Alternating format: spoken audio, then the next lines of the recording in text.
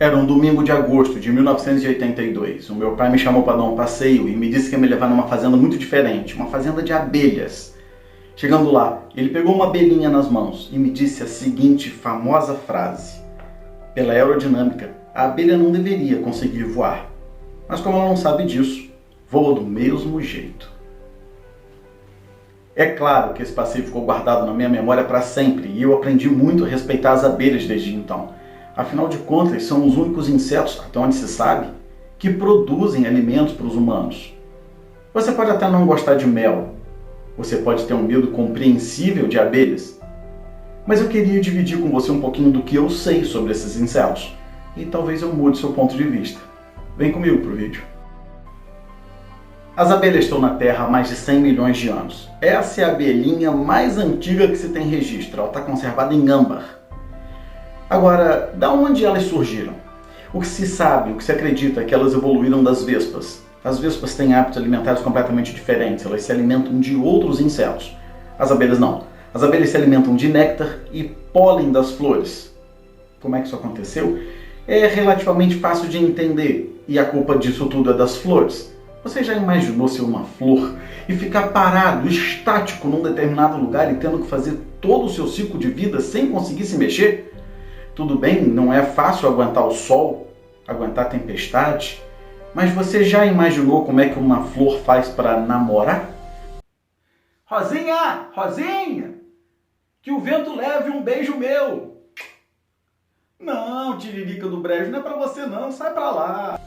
A forma que as flores encontraram de transmitir o seu material genético até a presença dos insetos e de outros animais era através do vento. E o vento tinha que levar essa carga genética, o pólen.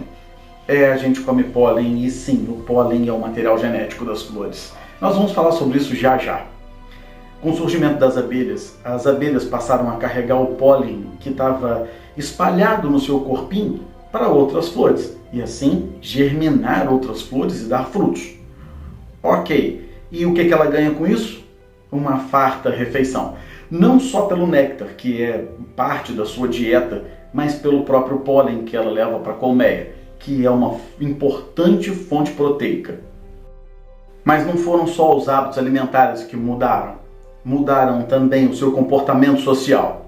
As vespas vivem isoladas, vivem sozinhas. E existem mais de 20 mil espécies de abelhas. Muitas delas vivem em grupos. A mais conhecida para nós é a Apis mellifera, a famosa abelhinha amarela e preta que a gente vê estampada nos rótulos de mel. O sistema de governo adotado por elas para manter essa sociedade harmônica é a monarquia. Essa rainha até que não tem muito trabalho no que diz respeito à distribuição de tarefas, porque as abelhinhas sabem exatamente o que fazer. E não fazem a mesma coisa a vida toda, elas aprendem ao longo da vida. E a gente vai ver um pouco dessa hierarquia já já. O reinado da rainha começa com 9 dias de vida. Já com 9 dias ela está pronta para o seu voo nupcial.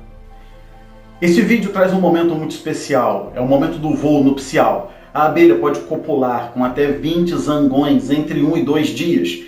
Depois disso, ela nunca mais vai copular. E o conteúdo genético do macho é armazenado numa bolsinha dentro do seu abdômen, chamado espermateca. É de lá que ela vai retirar todo o conteúdo genético que ela precisar ao longo de toda a sua vida para colocar os seus ovos.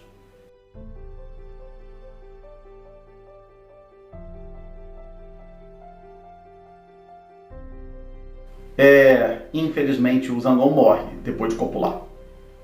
Em respeito a esse romântico que acabou de morrer, a gente vai falar primeiro sobre os zangões. Os zangões são os machos da colmeia. Aparentemente eles têm boa vida, afinal não desenvolvem nenhuma atividade dentro da colmeia. Eles só fazem ser alimentados pelas operárias. Parece uma vida fácil, viver para comer e esperar o momento certo de uma nova rainha estar pronta para a reprodução, para fazer então o voo nupcial. O tempo de vida deles dura em torno de 60 até 90 dias. A grande questão é que eles não têm ferrão para se defender. E se faltar comida na colmeia, seja por um inverno rigoroso ou porque algum humano pegou parte do mel e faltou comida para as abelhas, ele é expulso. Ele vai morrer de fome. Já que já falamos do zangão, vamos voltar para a rainha, porque ela está cheia de ovinhos para colocar. A nossa rainha já está fecundada e os seus ovinhos vão gerar novas abelhas. Uma abelha rainha é capaz de colocar num único dia um máximo de 3.000 ovos. Por ano, ela pode colocar até 200 mil ovos. Obviamente que ela não coloca 3.000 ovos por dia, até porque a matemática não vai fechar. Se multiplicarmos 3.000 ovos por 365 dias, dá muito mais do que 200 mil ovos. Então, a gente está falando aqui em máximos de postura. 3.000 ovos máximo por dia e 200 mil ovos máximo por ano. Depois que esses ovinhos são colocados dentro dos alvéolos, eles vão eclodir e virar larvas.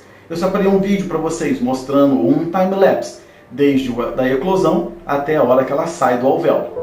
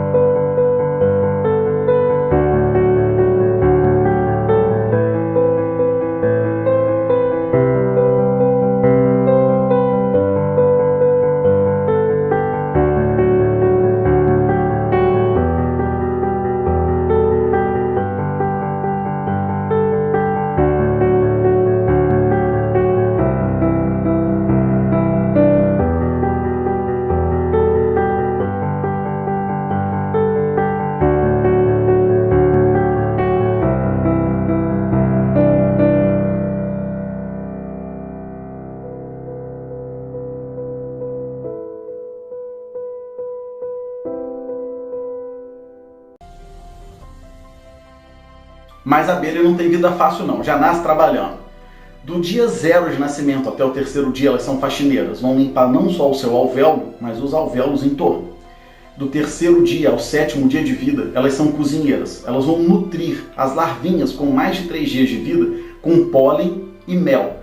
É aquela babinha branca que vocês viram, a larvinha aí no vídeo anterior, a larvinha comendo. Se você quiser, volta um pouquinho o vídeo que você vai ver a larvinha comendo uma gosminha branca que está no fundo do alvéolo. Do 7º ao 14º dia, elas são nutrizes. Elas vão nutrir de geleia real as larvinhas com menos de 3 dias de vida. Essas larvinhas precisam de cuidados especiais. Estão muito bebezinhas, por isso que elas comem somente geleia real. Do 14º ao 18º dia, elas são engenheiras. Elas vão produzir cera para a construção dos alvéolos, dos favos.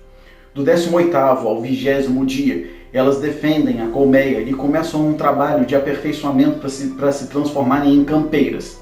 A partir de 21 dias, elas estão prontas para fazerem o trabalho de campeiras e irem ao mundo buscar pólen, mel, água, barro, resina, elementos que vão ser fundamentais para a manutenção, construção e nutrição da colmeia.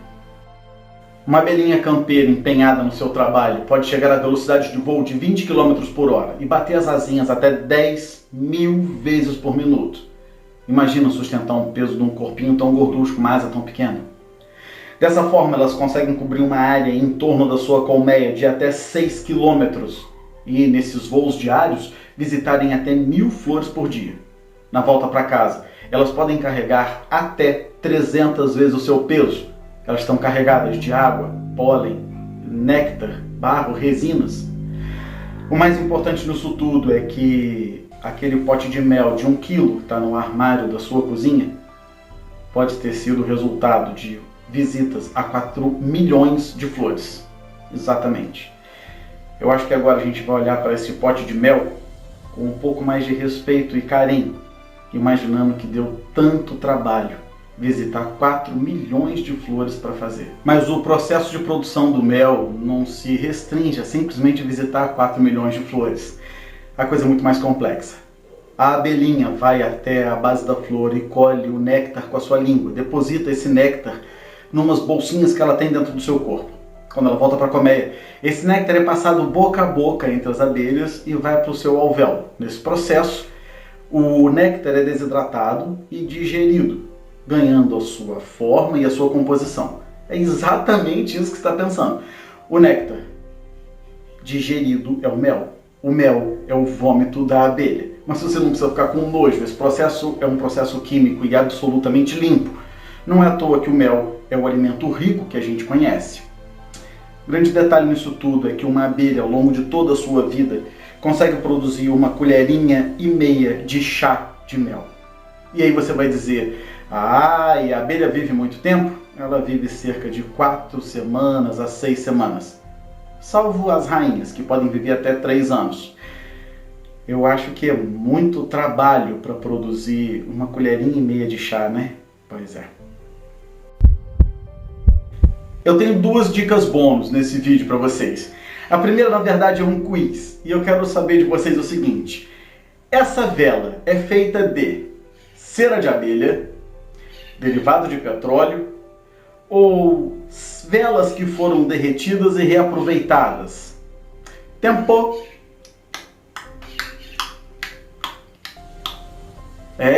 Acertou quem respondeu derivado de petróleo. Em 1830, os derivados de petróleo começaram a surgir e conheceram a parafina. Em 1854, a parafina ganhou um outro elemento para a composição de velas, que foi a estearina. De lá para cá, as velas são feitas desses produtos. É bem verdade que até então muitas velas eram feitas com cera de abelha. E o uso de gordura natural para produção de luz nos lugares escuros remonta a tempos bem anteriores a esse, com o uso, por exemplo, de óleo de baleia. Mas graças a Deus não é mais preciso usar cera de abelha para fazer velas. A gente usa hoje derivados de petróleo. Uma curiosidade sobre isso, que ainda não é a segunda dica bônus, ainda guarda relação com a primeira, é que para a produção de 1 quilo de cera de abelha para a construção dos favos, são necessários 7,5 kg a 8 kg de mel. A abelha precisa consumir 7,5 kg a 8 kg de mel para a produção de 1 kg de cera. Outra curiosidade interessante sobre os favos é que muitas pessoas achavam que as abelhinhas construíam eles com a forma hexagonal.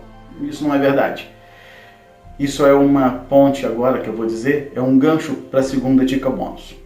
As abelhas constroem os favos redondinhos, aquecem com os seus corpos, elas aquecem a cera. E a cerca de 40 a 45 graus, essa cera assume o formato hexagonal. Como é que isso acontece? Eu ainda não sei, mas vamos falar um pouquinho sobre a segunda dica bônus, que é ainda mais assustadora. Na segunda dica bônus, a gente vai descobrir como é que faz para saber se um mel é verdadeiro ou falso. E é relativamente simples. Você vai pegar um prato ou uma vasilha larga de bordas altas, vai colocar um pouco de mel e vai jogar água gelada e movimentar de forma bem gentil de um lado para o outro essa água. O mel vai começar a se espalhar e a água gelada vai fazer com que haja cristalização. O mel vai assumir a forma de pequenos hexágonos, assim como um favo. Tem um vídeo para mostrar para vocês. Tendo observado essas 2 situações, em que a cera aquecida pelo corpinho da abelha assume aquela forma hexagonal do favo, e o mel resfriado em água gelada também forma aqueles pequenos hexágonozinhos, eu lembrei da parábola do pianista invisível. É mais ou menos assim. Havia algumas famílias de rato que viviam numa sala em que tinha um piano. E todas as noites o piano tocava uma música maravilhosa. Aquilo harmonizava todo o ambiente, os ratinhos adoravam. Um belo dia, um ratinho mais curioso e mais valente resolveu subir no piano para ver como o som era produzido. E ele descobriu que eram martelinhos que tocavam as cordas e produziam o som. Esses martelinhos eram acionados por um teclado. Ele voltou para o ninho e contou para os outros ratos que ele tinha descoberto a mecânica daquele som maravilhoso. Quando o pianista chegava todas as noites, os ratinhos se escondiam e o som era produzido. Esse era um pianista invisível. Isso faz a gente pensar um pouco no nosso dia a dia. A gente pode descobrir a mecânica de tudo e saber que a vida saiu dos aminoácidos e a gente entender a composição das coisas, mas para que tudo isso funcione em harmonia, é preciso de alguém por trás disso tudo. Algumas pessoas chamam de Deus, outras pessoas chamam de Mãe Natureza. Os ratinhos chamavam de pianista invisível. Sem ele, o som não era produzido. Já parou para pensar nisso?